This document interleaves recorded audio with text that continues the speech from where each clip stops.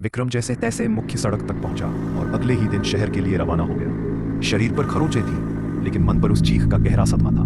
वह अपने स्टूडियो पहुंचा और सबसे पहले अपनी बची हुई तस्वीरें देखने लगा। जब उसने गांव के बच्चों की तस्वीरें देखी तो एक भयानक विसंगति सामने आई। तस्वीरें काली और धुंधली थी, जैसे उन पर कोई अदृश्य कोहरा छाया हो। हर बच्चे के चेहरे पर जहां होंठ मिलते थे वहां रोशनी का एक सूक्ष्म काला धब्बा था, मानो उनकी आवाज का भौतिक रूप में अवशोषण कर लिया गया हो। लेकिन सबसे डरावनी थी वह अंतिम तस्वीर, जो ढलान से गिरने के ठीक पहले खींची गई थी। उसमें मुखिया की विकृत मुस्कान के पीछे मंदिर के दरवाजे पर वह शिशु था।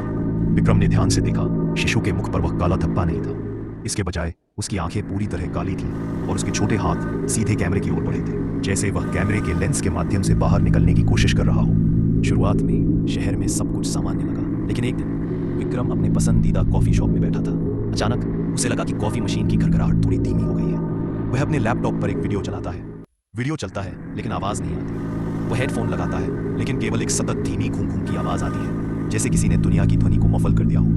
वह शहर की व्यस्ततम सड़क पर गया। ट्रैफिक जाम था, गाड़ियां हॉर्न बजा रही थी, लोग चिल्ला रहे थे, लेकिन विक्रम को सब कुछ दूर पानी के अंदर से आ रही आवाजों जैसा लगा। दुनिया का शोर अचानक दबने लगा था। कुछ दिनों बाद शहर में अजीब घटनाएं होने लगी। पार्क में बच्चे विक्रम ने देखा कि पार्क में बच्चे झूलों पर झूल रहे थे, लेकिन एक भी आवाज नहीं कर रहे थे। वे खेलते थे, भागते थे, उनके चेहरे पर खुशी थी, लेकिन उनकी हंसी हवा में कहीं खो जाती थी। वे खामोश बच्चों के गांव के बच्चों की तरह मूक हो रहे थे। दफ्तरों में चुप्पी, न्यूज चैनलों ने अजीब खबरें दिखानी शुरू कर। अंदर पलंग पर उनका छोटा शिशु लेटा था, जो जोर जोर से रो रहा था।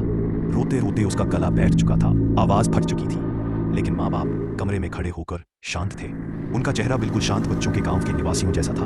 आंखें खुली, पर कोई डर नहीं, कोई भावना नहीं। वे अपने रोते हुए बच्चे की ओर देख रहे थे, लेकिन उन्हें वह आवाज सुनाई ही नहीं दे रही थी। उनका बेटा रो रहा था और वे बस शांत मूक अभिभावक बनकर खड़े थे।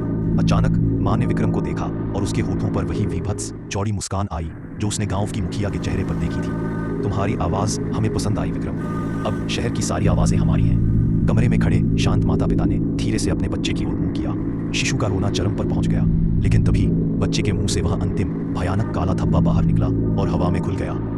बच्चा तुरंत शांत हो गया। उसकी आंखें अब काली और भावहीन थीं, जैसे उसने भी शपथ ले ली हो। विक्रम को एहसास हुआ, यह एक आत्मा नहीं थी, यह एक ध्वनि भक्षक अभिशाप था, जो अब शहर के हर घर में, हर शिशु के रोने के साथ, हर हंसी के साथ विक्रम की तस्वीरों के जरिए फैल रहा था।